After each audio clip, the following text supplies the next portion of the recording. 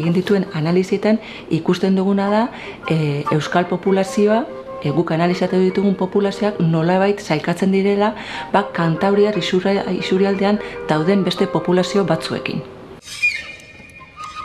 La nécropole protohistorique d'Okabé est un lieu où a été pratiqué le rite funéraire d'incinération. Les pratiquants de ce rite, ils parlent une langue proto-basque qui annonce l'eshkara actuel. Ils ont une riche vie spirituelle qui fait que l'on peut voir dans cette nécropole justement l'expression de ce rite.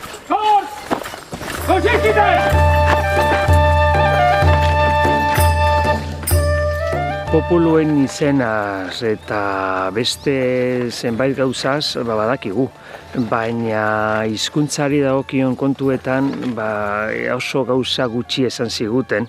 Alde batetikan, bertako jendeak gauza iaia ezer ez zigun utzi, eta gero erromatarrak etorri zirenean ere gauza gutxi kontatu zizkiguten hizkuntzei buruz.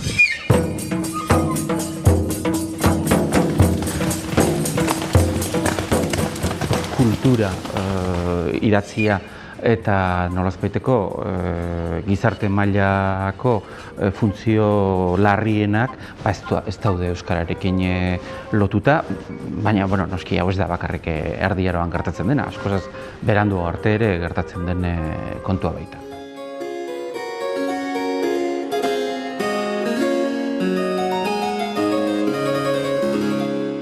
Bask, apellido indio bada.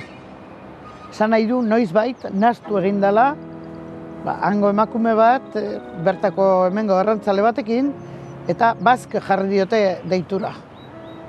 17. mendeko lapurtar autore horietan agertzen dena da arrantzaleen garantzia. Lapurtar idazle horiek arrantzaleentzat idazten zuten. Erraiten dute, badituzte arrantzaleentzat hitz bereziak. Arrantzaleek liburu hori baliatuko dutenean, hola eta hola egin behar dute, eta holako gauzak badituzte. Alto! Preparen armas! Apunten! Fuego! Nafarroa da 19. mendean batez ere frantsesen aurkako gerren ondotik euskara galera handia eta bizkorra bizitzen duena eta jasaten duena. Basque community in the American West at that time, it was all very specifically built around the sheep industry. I mean, there were a few exceptions. There were a few Basques in mining. A few went out and did other jobs, but the fundamental ethnic occupation of Basques in the American West at that time was sheep herding. Tolosako ikastolaren sorrera kontatzen du Lizardik artikulu batean, Goitiberaino luze, nola hasi zen irakasle bakarrarekin eta 20 baino haur gutxiagorekin, baino nola 2 urtetan 100 euki zituen. Naturalki egiten dut euskara aurrekin.